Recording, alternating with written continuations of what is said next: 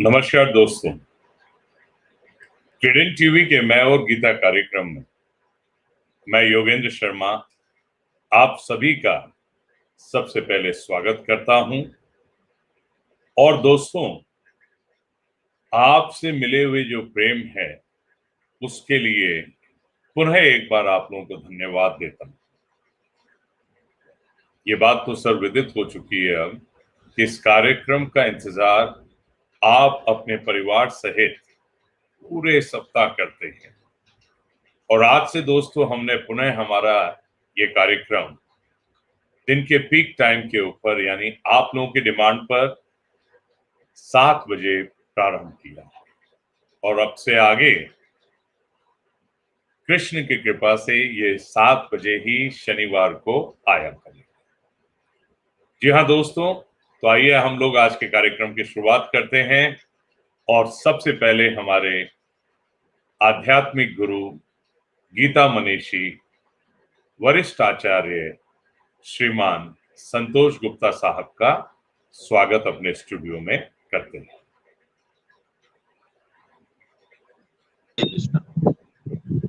हरे Krishna sir, हरे स्वागत है आपका हमारे कार्यक्रम में। आज तो ऐसा लग रहा है कि आप अपनी धर्म पत्नी जी के साथ पधारे हुए हैं। आपका फोटो हमें दिखाई दे रहा है भगवान, लेकिन आप स्वयं इस समय भी कहीं लुप्त है ऐसा लग रहा है। तो आप प्रकट होए, आप हमारे स्टूडियो में आ चुके हैं। शायद वीडियो आपका ऑफ है भगवान। अच्छा, वीडियो कैसे ऑफ हो गया? हरे कृष्ण, हरे कृष्ण। अच्छा, वीडियो ऑफ है। हाँ, अब ऑफ है। अब आप ऑन कर लीजिएगा। आप आ गए थे बीच में एक बार, अब आप प्रकट हो चुके हैं। लेकिन आपने बड़ा कृपा ये की कि आज हमने हमारी गुरु पत्नी जो है आपके, हमारे भाभी श्री के भी दर्शन हो गए। नहीं, लेकिन मेरा वीडियो आ रहा है सर योगेंद्र जी? आ रहा है सर, अब आ रहा है सर, आ रहा है। ठीक है, ठीक है, ठीक। स्वागत है सर हमारे दर्शकों की तरफ से और हम सब की तरफ से स्टूडियो में आपका।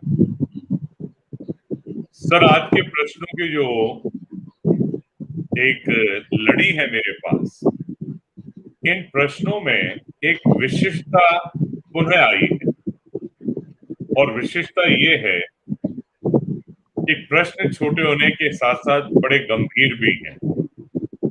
तो संख्या भी चूंकि ज्यादा है, अगर आप अनुमति दें तो हम लोग प्रारंभ करें आज के कार्यक्रम को सर।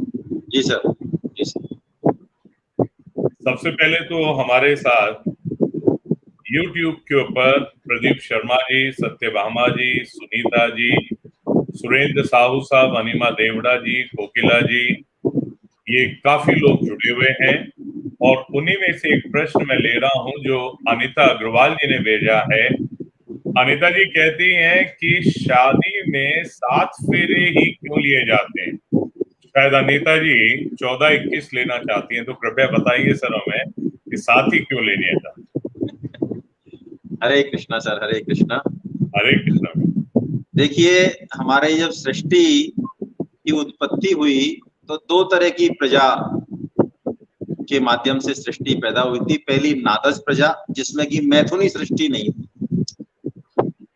सिर्फ शब्द से, संकल्प से, दृष्टि मात्र से जो है, तो नादज प्रजा थी वो बहुत तेजी से बढ़ नहीं पा रही थी।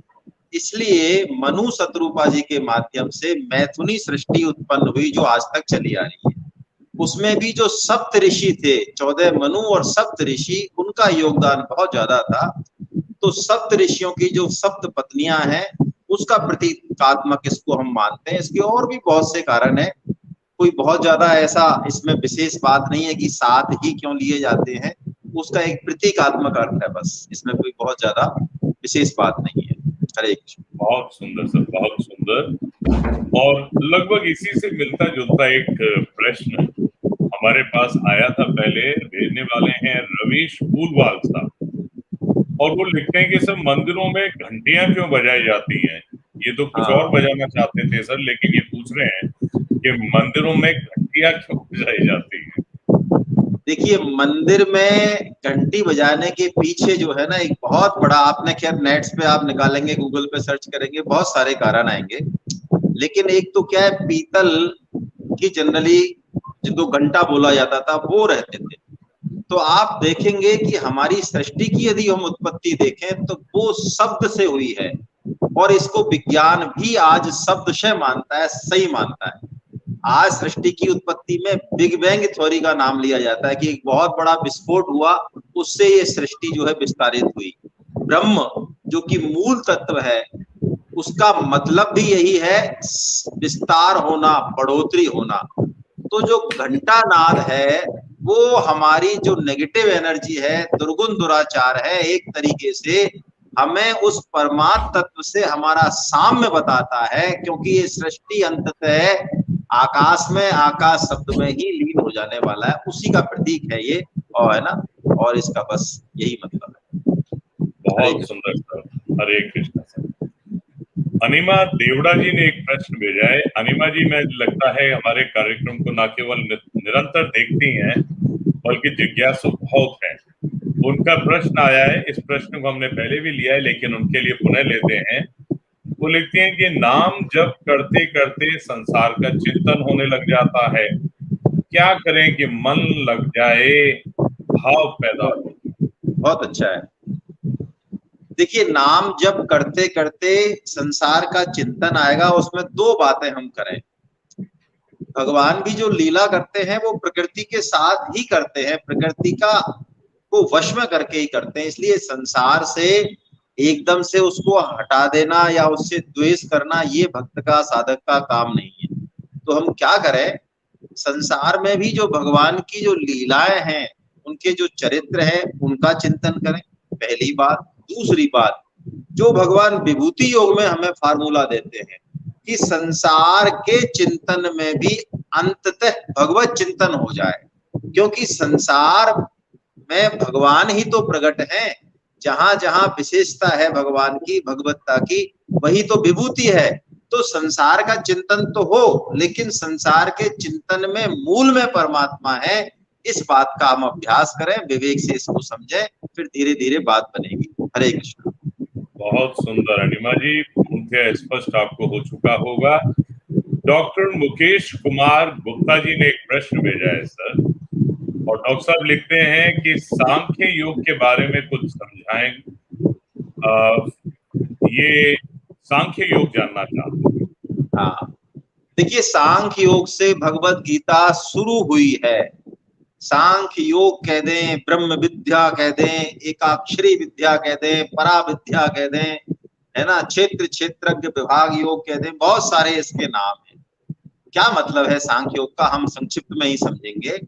दो तत्व हैं, पुरुष और प्रकृति, जिसको कि हम जड़ चेतन भी कह देते हैं। एक बदलता है और एक नहीं बदलता, इन दो से ही संपूर्ण सृष्टि हुई है। हम भी इन दो का ही युग्म है। ये जीव जो है ना, वो दो का ही युग्म है। जीव में एक तो शरीर हो गया, ये तो बदलने वाला है, और एक जो इस शरीर के परिवर्तनों को अनुभव करता है, जिसको चेतन कहा, पुरुष कहा, जो कभी नहीं बदलता। बस सांख्य क्या करता है, ये प्रकृति और पुरुष, इस तरह के करीब 24 तत्वों को मिला के, इनकी संख्या के आधार पे विश्लेषण करके, विवेक और वैराग्य का उपयोग करके, और उस परम तत्व की ओर बढ़ता है, उसको प्राप्त करने की कोशिश करता है, विचार से, विवेक से। यही संक्षिप्त में पूरा सांख्य योग है। हरे कृष्ण। बहुत सुंदर सर, बहुत सुंदर। मैं कौन हूं सर? ये मैं नहीं पूछ रहा सर, लेकिन यहाँ अमन पारिक साहब पूछ रहे हैं कि मैं कौन। वाह साहब वाह, बहुत बढ़िया। पारिक साहब, पहले तो आपको नमन कि आप जो है अध्यात्म का सबसे सुंदर जो प्रश्न है ना, उस पर आप पहुंच गए हैं। चाहे अपने आप पहुंचे हैं, चाहे सुन के पहुंचे, लेकिन पहुंचे तो हैं। देखिए, ब्रह्म सूत्र है हमारे यहाँ, वेदांत जिनको कहते हैं, वेदांत का भी जो सार है ब्रह्म सूत्र, उसमें ये सूत्र आया है, अथातो ब्रह्म जिज्ञासा। यानी अथातो, अथ तो अब तो, इतने जन्म बीत गए, अब तो तुम्हारे अंदर ये जिज्ञासा जगे कि मैं कौन हूं, हु एम आई। यही अध्यात्म की जड़ है। अब देखिए, मैं कौन हूं, इसका उत्तर आप विधेयात्मक तरीके से ढूंढने की बजाय शास्त्र हमको निषेधात्मक तरीका बताते हैं। नेति नेति, इति इति नहीं, नेति नेति। क्या मैं शरीर हूं क्या? नहीं हूं। मैं हिंदुस्तानी हूं क्या?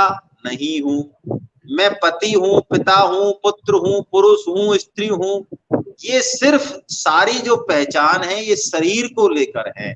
इन सब पहचानों को यदि हम हटा दें तो जो बचेगा वही हम है ना। हरे कृष्णा, हरे कृष्णा। क्या बात है साहब, बहुत सुंदर साहब, आनंद आ गया। तो हम सबको ये उत्तर अवश्य मिल गया होगा कि आखिर मैं कौन हूं, और उसको खोजना ही वास्तविक मनुष्य जीवन का सफल होना है। सर, फिर अर्धांगिनी का मतलब क्या है? ये बात फिर तूने पूछा, मैंने नहीं, आज आज जी ने मुझे लग पूछा। रहा है, आज मुझे फंसाने के लिए लोग जो है बड़े जोरदार जोरदार प्रश्न पूछ रहे हैं। चलिए, इन प्रश्नों में भी भगवत गीता ही का ही तत्व समाया हुआ है। देखिए, आप जहां भी भगवत गीता को देखेंगे वहां दो तत्वों का वर्णन है, प्रकृति और पुरुष। और हमारा सनातन धर्म कितना महान है, कितना वैज्ञानिक है कि इन दो तत्वों को लेकर उन्होंने समस्त सूत्रों की व्याख्या की, उस परम तत्व की व्याख्या की, है ना। जो भगवान शिव का जो अर्धनारीश्वर रूप है ना, वो भी यही कहता है, प्रकृति और पुरुष के रहस्य को ही उजागर करता है। क्या मतलब? दोनों एक दूसरे के पूरक हैं। सृष्टि रचना होगी तो माता पिता, रज वीर्य, जड़ चेतन, पुरुष प्रकृति, इनका दोनों का होना लाजमी है। इस मायने में अर्धांगिनी जो है ना, कोई ये ना समझे कि ये कोई सिर्फ स्त्रीवाचक शब्द है। नहीं नहीं, हम जो अभी हैं उसमें पुरुष और प्रकृति दोनों का जोड़ा है। भगवान भी जब लीला करते हैं तो प्रकृति की सहायता लेके करते हैं। अर्धांगिनी का मतलब सामान्यतः तो स्त्री जाति से लिया जाता है कि वो आधे अंग हैं, लेकिन अर्धनारीश्वर हमें ये कहता है कि प्रकृति और पुरुष दोनों से मिलकर जो है पूर्णता है। स्त्री जीवन में गति, प्रेम, श्रद्धा, उल्लास, जीवंतता का प्रतीक है। उसको हम जो है कमतर नहीं समझें, यही अर्धांगिनी का मतलब। हरे कृष्णा। हरे कृष्णा भगवान। लेकिन मैं थोड़ा सा और इस प्रश्न को खुलासा करना चाहूंगा जी, कि गीता में पत्नी का अर्थ कहाँ और क्या बताया गया? देखिए, गीता में ऐसे तो सीधा सीधा तो पत्नी शब्द को भगवान ने जो है नहीं लिया है, लेकिन जो स्त्री तत्व है, हाँ हम समझे उस बात को। स्त्री तत्व जो है श्रद्धा भाव है, समर्पण भाव है, आराधना है, पूजा है, जिसकी गीता में खुल के चर्चा की गई है ना। तो हम स्त्री तत्व हर व्यक्ति के अंदर होता है। कोई ये ना समझे कि मैं पुरुष हूं तो मेरे अंदर स्त्री तत्व नहीं है, संभव ही नहीं है ऐसा। तो यदि हमारे यहाँ स्त्री तत्व हमारे अंदर ज्यादा है तो हमें भक्ति योग का, समर्पण योग का सहारा लेना चाहिए। और यदि पुरुष तत्व, विवेक, विचार, वैराग्य, इसकी प्रधानता ज्यादा है तो गीता फिर हमें दूसरे रास्ते बताती है। हरे कृष्ण। बहुत सुंदर साहब। तो स्त्री और ये जो आपने शब्द बताया ये तो बहुत सुंदर आ गया, लेकिन हमारे आज दर्शक वाकई ऐसा लगता है कि आपको नहीं छोड़ना चाह रहे सर। वो एक प्रश्न और जोड़ के तुरंत भेज रहे हैं कि सर फिर मैं और मेरा में अंतर भी बताइए हमें। हाँ, देखिए, मैं और मेरा में तो जो अंतर है ना, अहम और मम, दो ही बीमारी बताई भगवान ने, है ना। एक तो ममता, एक अहमता।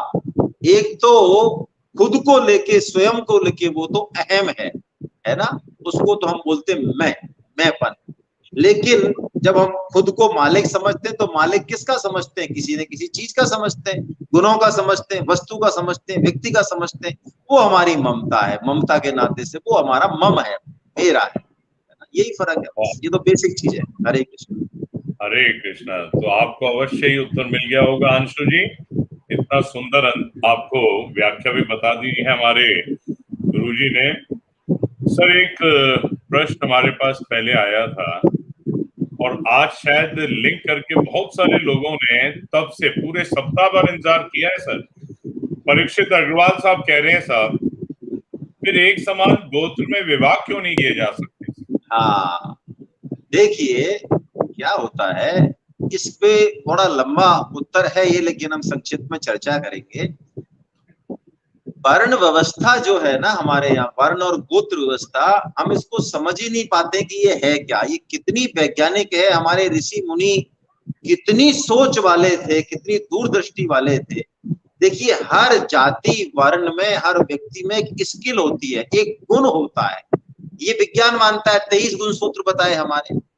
उन गुणों को परिष्कृत करने की जो परिपाटी है, जो वैज्ञानिक प्रणाली है, वो वर्णाश्रम धर्म है। यदि आप उसको नहीं मानेंगे, विशेष संरक्षण नहीं देंगे, नियमों का पालन नहीं करेंगे, तो सब कुछ नष्ट भ्रष्ट हो जाएगा, वर्ण संकरता हो जाएगी।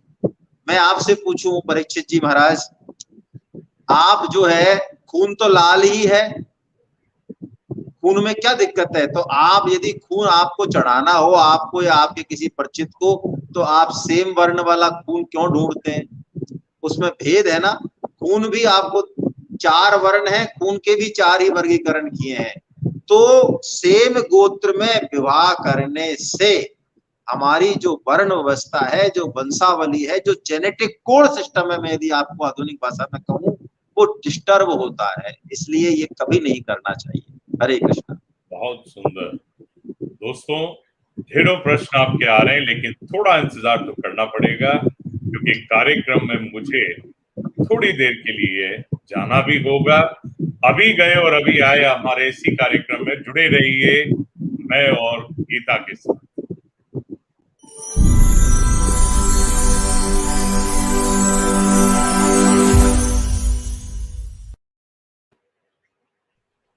स्वागत है दोस्तों हमारे मैं और गीता कार्यक्रम में आप सभी का।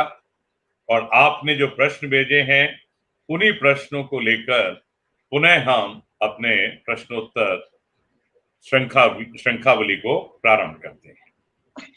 सर, एक बहुत ही सुंदर प्रश्न आया है, भेजने वाले हैं सुरेंद्र साहू साहब। लिखते हैं, सदा सच बोलना चाहिए, लेकिन परिस्थिति के अनुसार सच का रूप बदलता रहता है।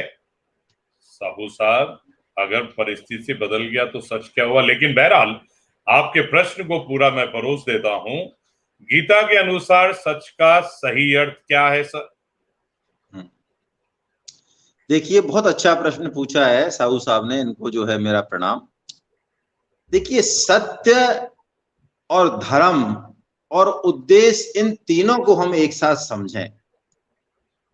कई बार हम पूरे परिदृश्य में चीजों को नहीं समझने के कारण सत्य बोलते हुए भी असत्य भाषण करते हैं या लक्ष्य प्राप्ति की तरफ नहीं चल पाते।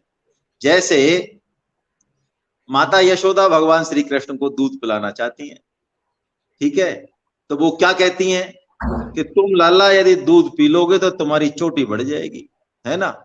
अब इस बात को माता यशोदा भी समझ रही है कि चोटी का दूध से कोई बहुत ज्यादा कनेक्शन नहीं है, तो एक तरीके से तो वो झूठ ही बोल रही हैं, लेकिन यहाँ ये झूठ भी सत्य ही है ना।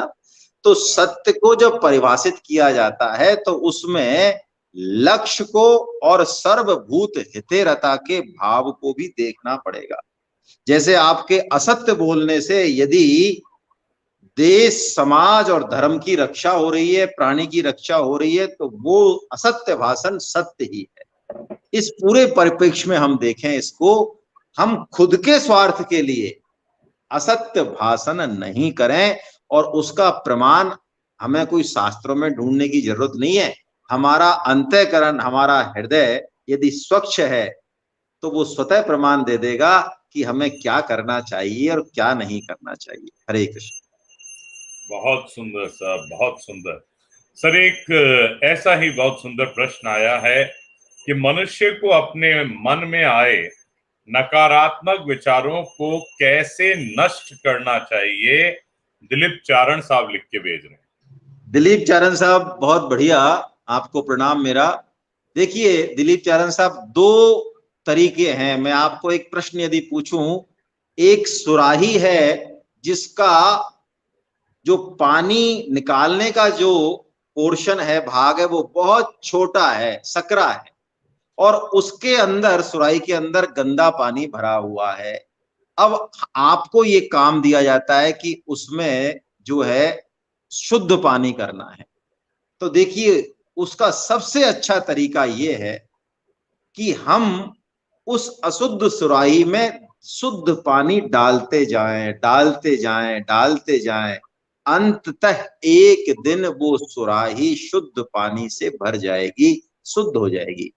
ऐसे ही हमारा जो अंतःकरण है, इसमें हम बजाय ये विचार करने के कि नेगेटिव विचारों को कैसे हटाएं, ये ध्यानी का, योगी का, ज्ञानी का मार्ग है। इसमें बहुत कठिनाई है। बजाय ये सोचने के कि नेगेटिव विचारों को कैसे हटाएं, हम उसमें भगवान की कथा अमृत, भगवान की लीला, भगवान संबंधी पॉजिटिव विचारों को डालते जाएं। हमें पता ही नहीं चलेगा कब नेगेटिव विचार हट गए। हरे कृष्ण। बहुत सुंदर, बहुत सुंदर।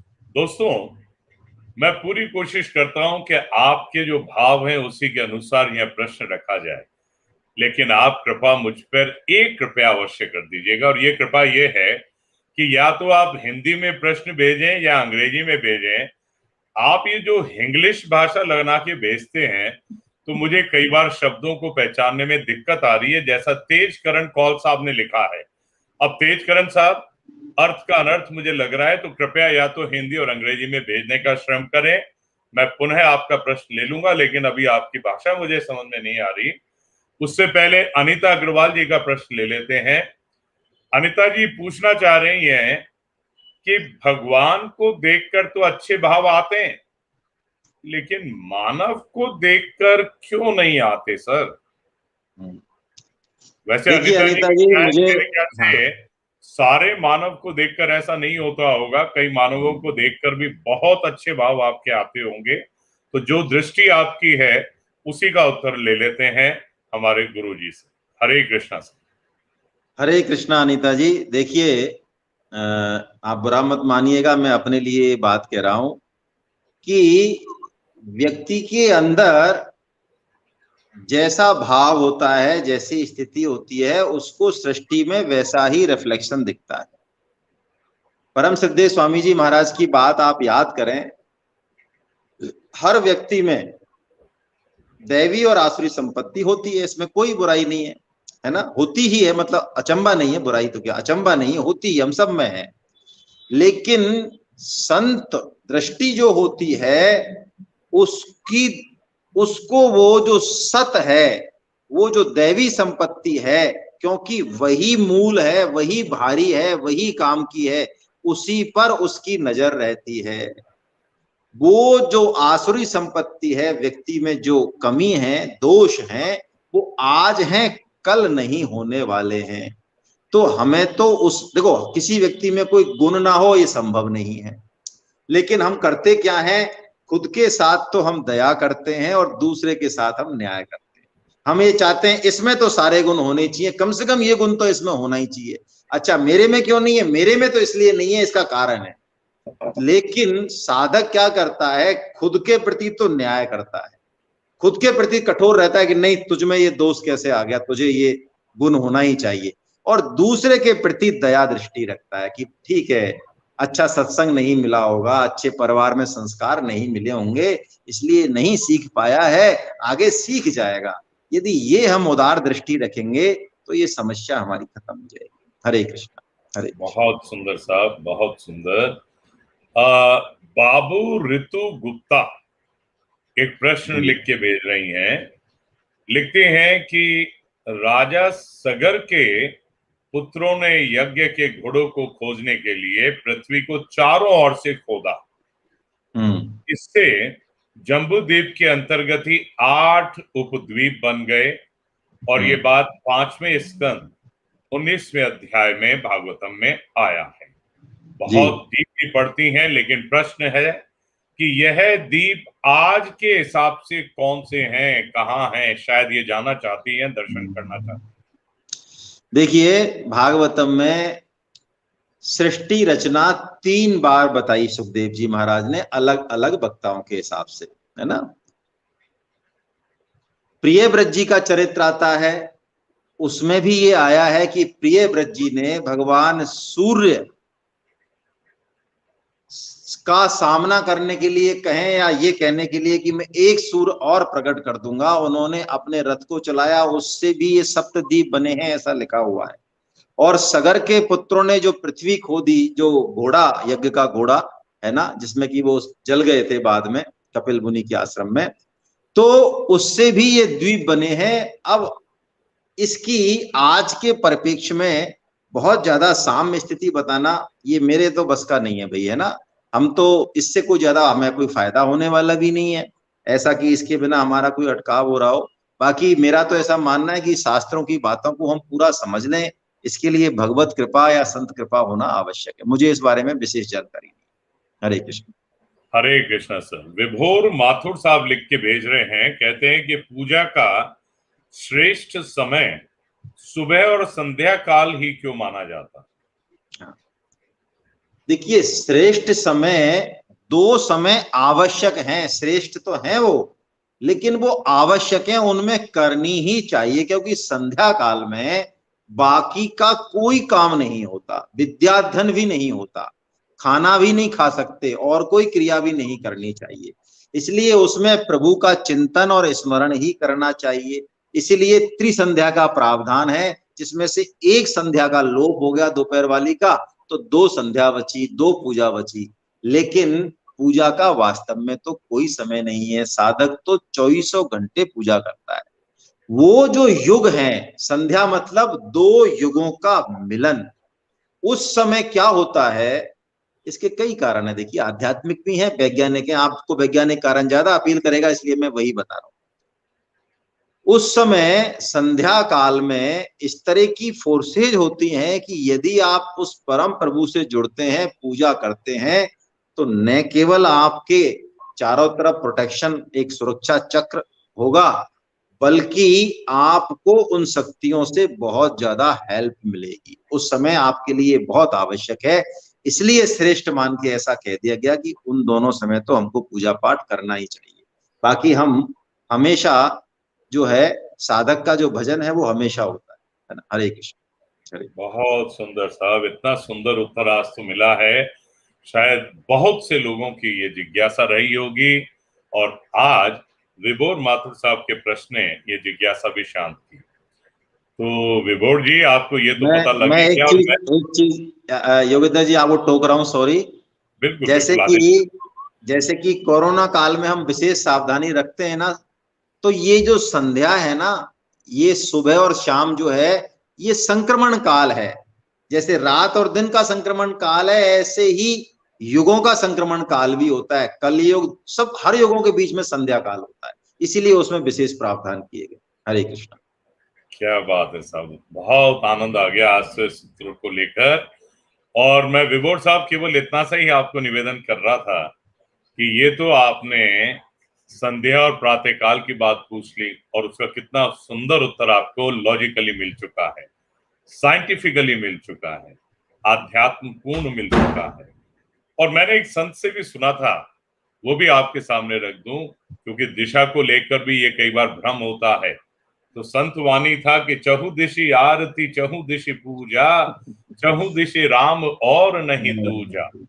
है तो चारों तरफ भगवान ही मेरे, लेकिन विशेष आयोजन हम दिशा को लेकर भी इसी कारण से करते हैं। बहुत सुंदर साहब। सर, कोमल खत्री साहब जानना चाहती हैं कि उपवास और व्रत में क्या अंतर? हाँ, बहुत अच्छा है। देखिए, व्रत के जो मीनिंग है, जैसे हम कोई एक तरह से कोई संकल्प करते हैं, है ना, शारीरिक तौर पे हम ये संकल्प करते हैं कि आज हम ये खाएंगे, ये नहीं पिएंगे, ऐसा करेंगे, वैसा करेंगे, ये व्रत है, ये तप है ना। उपवास जो है ना, उसके आध्यात्मिक मायने हैं। अपने अंदर जो प्रभु बैठे हुए हैं हृदय में, या जो गुरु तत्व है, शास्त्र तत्व है, उसके साथ संबंध बनाना, उस एनर्जी को अपनी एनर्जी से मिलाना, ये उपनिषद जो है ना, यही की यही मतलब है। उपवास का भी, उप का मतलब है पास बैठना, किस लिए?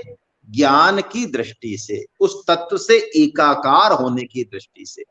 तो उपवास जो है ना, उसमें प्रभु चिंतन और स्मरण ही होना चाहिए, बाकी कोई और काम नहीं है। बाकी तो सारी चीजें जो बताई हैं वो उसकी तैयारी के लिए हैं।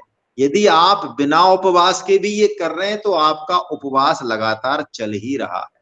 लेकिन अभी आप शारीरिक स्तर पर ही कर रहे हैं, खान पान की दृष्टि से उसमें भी बुराई नहीं है, लेकिन उससे आगे बढ़े, है ना। ये उपवास और व्रत में फर्क है। हरे कृष्ण। बहुत सुंदर। तो दोस्तों, जाइएगा नहीं कहीं, बस यूं गए और यूं आए।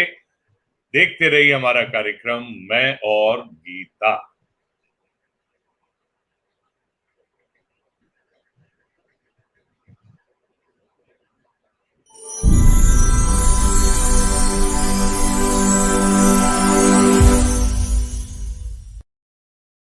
दोस्तों, आज के अंतिम 2 प्रश्न लूंगा, और जो मैंने पहले निवेदन किया था तेज किशन कौल साहब, उनके प्रश्न को समझने की मैं चेष्टा करता हूं। शायद मेरे ज्ञान में ना आए, लेकिन प्रभु गुरु जी के ध्यान में आ सकता है।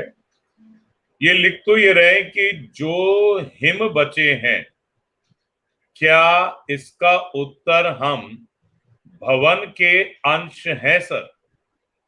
जो हम बचे हैं, शायद ये होगा हिम की बजाय।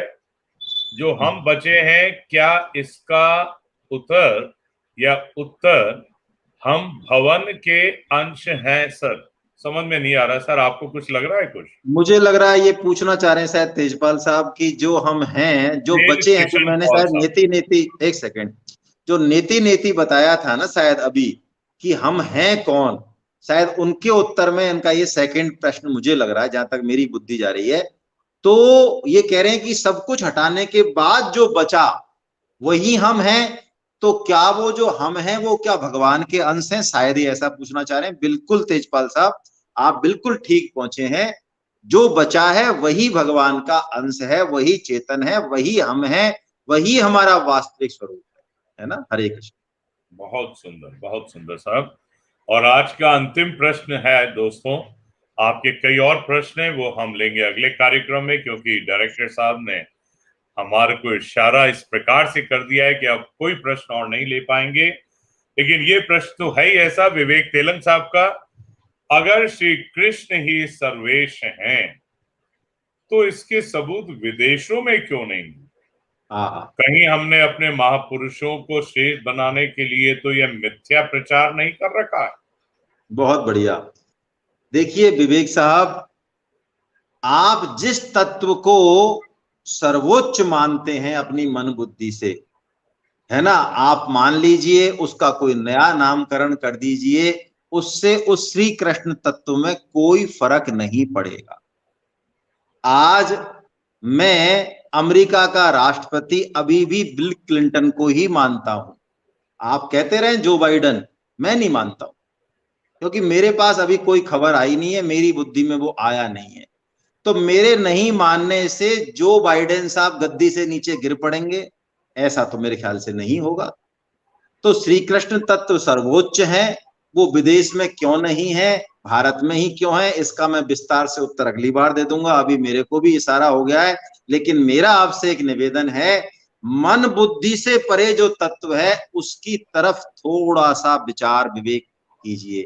मन बुद्धि सर्वोच्च नहीं है। मन बुद्धि उस कुएं के मेंढक की तरह है जो कि समुद्र का जिसको आइडिया भी नहीं है। श्री कृष्ण तत्व सर्वोच्च है, उसको आप राम कह लीजिए, उसको आप ज्योति कह लीजिए, उसको चाहे जो कह लीजिए, लेकिन उसको मानिए तो सही। मानेंगे तो फायदा होगा, नहीं मानेंगे तो उस तत्व पे तो कोई फर्क पड़ेगा नहीं, हमारा नुकसान हो जाएगा। हरे कृष्ण। हरे कृष्ण। सर, मैं एक बच्ची का दिल नहीं तोड़ना चाहूंगा, बड़ा प्यारा सा उसने बात पूछी है, प्रणाम भी जी। भेजा है, बोलती है बाबा प्रणाम, झूठ कहने से क्या सजा मिलती है और किससे मिलती है? झूठ बोले कौआ काटे, है ना। ठीक है अंशु जी।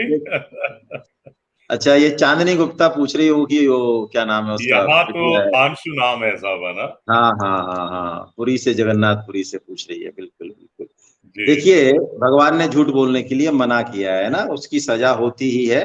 उस पर हम अगली बार हरे कृष्ण चर्चा कर लेंगे।